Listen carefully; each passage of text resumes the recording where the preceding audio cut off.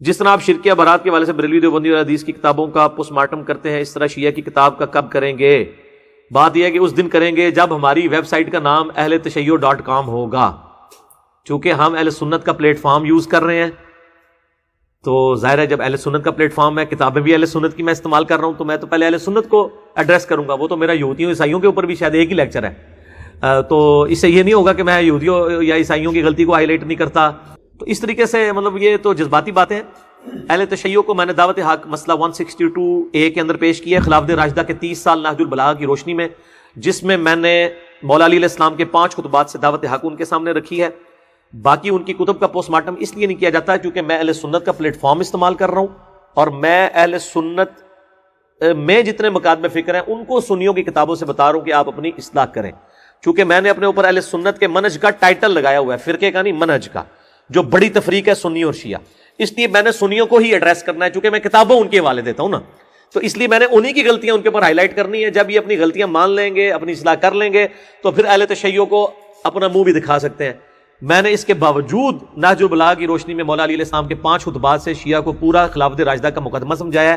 مسئلہ 55B ہے میرا حدیث قرطاس کے اوپر، جس میں میں نے سیدنا عمر کا دفاع کیا ہے. میں نے یہ ساری باتیں کی ہیں اور ساتھ ساتھ ان کی کتابوں کے اس حوالے سے حوالے پیش کیے ہیں کہ ان کی کتابوں میں بھی اہل سنت کے موقف کی کئی معاملات میں تائید ہوتی ہے. باقی ان کی جو وہ معاملات ہیں، میرے تو ہر لیکچر کے اندر آتا ہے کہ یا علی مدد کہنا شرک ہے.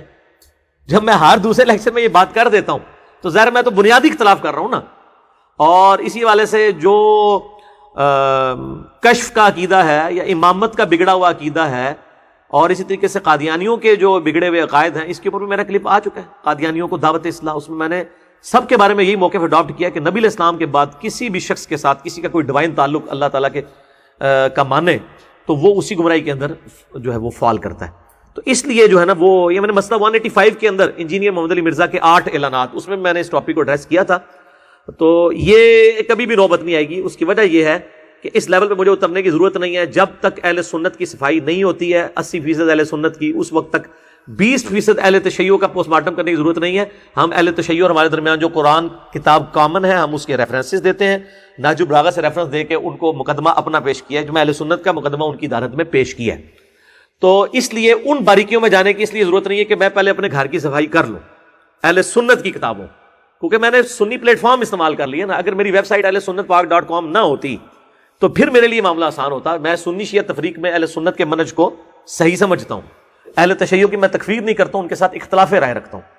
تو اس حوالے سے اگر کسی کو کوئی مطلب غلط فہمی ہوگی ہے تو وہ اپنی غلط فہمی کا ازالہ کروائے.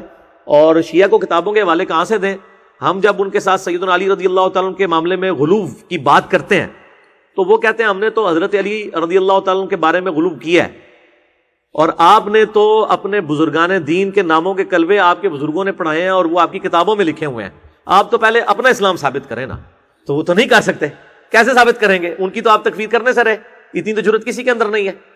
تو وہ آپ مقدمے ہی ہار جاتے ہیں. پھر وہ کہتے ہیں ہم جب کہتے ہیں کہ مولا علی علیہ السلام نے ابو بکر عمر عثمان رضی اللہ عنہ مجمعین کی خلافت کو انڈورس کیا نہج البلاغہ میں، تو آپ مانتے کیوں نہیں ہیں؟ وہ کہتے ہیں کہ جی بخاری مسلم میں نماز کا طریقہ رفع الیدین کے ساتھ لکھا ہوا ہے. تو دنیا کے جو سنی ہیں 80% سنی تو رفع الیدین سے نماز ہی نہیں پڑھتے ہیں. تو آپ لوگوں نے کیا بخاری مسلم مان لی ہے؟ تو پریکٹیکلی تو انہوں نے نہیں مانی. تو دونوں ہی امام میں ننگے ہیں نا. تو میرا چونکہ ایمفسائز ہوتا ہے عقیدے کے اوپر، عقیدے پہ میں نے سب سے زیادہ عقیدہ توحید کے اوپر کام کیا الحمدللہ. مسئلہ نمبر 3 ہے، مسئلہ نمبر 43 ہے، اور کئی ہیں، بلکہ ہر دوسرے لیکچر میں. ایون میں نے سیدنا حسین علیہ السلام کے دفاع میں اور حضرت علی علیہ السلام کے دفاع میں جتنے بھی لیکچر دیے سب میں نے یا علی مدد کو شرک ڈکلیئر کیا ہے اور قرآن حکیم سے ریفرنسز دیے ہیں. اس کے بعد تو مجھے کسی سے سرٹیفکیٹ حاصل کرنے کی ضرورت نہیں ہے. اور اس میں الزامی جواب دے دیتا ہوں کہ پاکستان میں آلموسٹ 12 سے 15 کروڑ بریلوی ہیں آؤٹ آف 22 کروڑ. وہ تو سارے اہل حدیثوں کو گستاخ رسول سمجھتے ہیں. تو کیا اہل حدیثوں نے 15 کروڑ بریلویوں سے عاشق رسول ہونے کا سرٹیفکیٹ حاصل کر لیا؟ نہیں کیا. تو اسی لیے ہمیں اہل حدیث سے جو لاکھوں کی تعداد میں کروڑ میں بھی نہیں ہے، ان سے ہمیں سنی ہونے کا سرٹیفکیٹ لینے کی بھی ضرورت کوئی نہیں ہے. نہ ہمیں کسی بریلوی دیوبندی سے عاشق رسول کا سرٹیفکیٹ لینے کی ضرورت ہے.